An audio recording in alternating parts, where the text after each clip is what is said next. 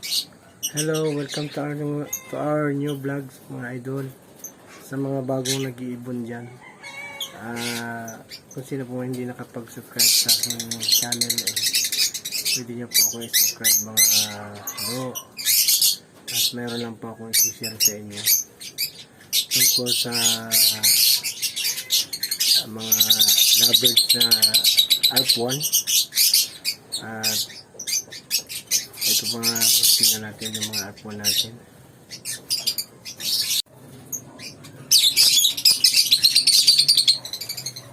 Mga kaibon, ayan po ang Alp1 natin. Kung mapapansin mo yung Alp1, ayan ay yung mata nila ay walang ring. So yung Alp1 pala mga kaibon sa mga baguhan ay suriin po natin yung mga pares nila, kung ang pares nila ay Alp1 din. Kasi kapag naipares mo po ito sa mga Alp2, mga Irene, ay magiging buknoy po ang kanilang mga mga sisiw.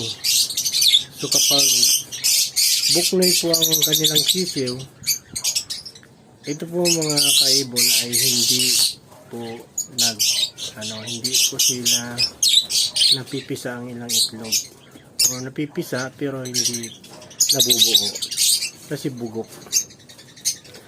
So anong itsura ba yung buknoy? Ito mga idol, pakita ko sa inyo yung buknoy.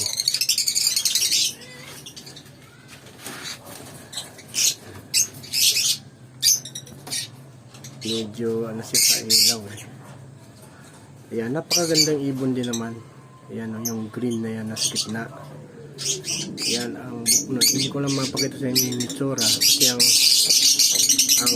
tatay niyan ay Personatra. Ay itsura niya parang may itim sa mukha. Ayan, yung dalawa na yan ay buknoy yan. Pero magaganda rin ang buknoy. Kung gusto mong alagaan din ang buknoy, hindi nga lang sila dumadami.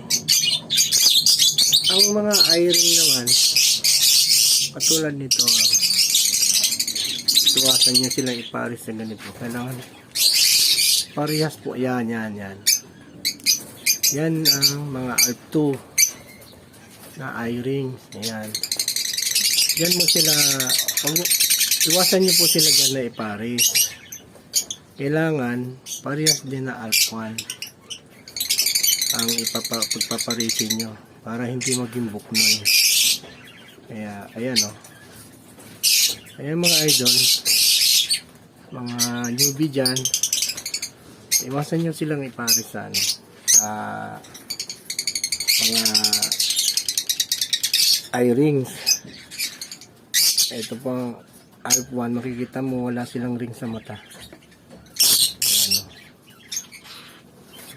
Sila, hindi sila masyadong magiliw. Malambing sila sa atin. Ayan, makikita mo yan. Yung babae, makulay yung babae. Ayan, kulay. Ito ma-close up sa camera. Ayan.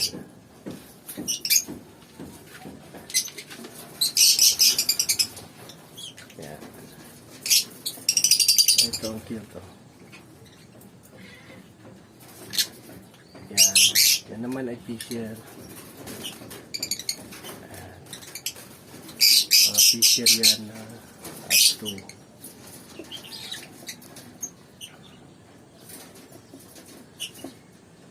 Yan lang mga idol. Salamat sa panood na akong video. Sana may gustuhan nyo po at subscribe nyo po rin ako at huwag kalimutan na pindutin ang ating notification para lagi po kayong updated sa aking mga video. Maraming salamat po. God bless.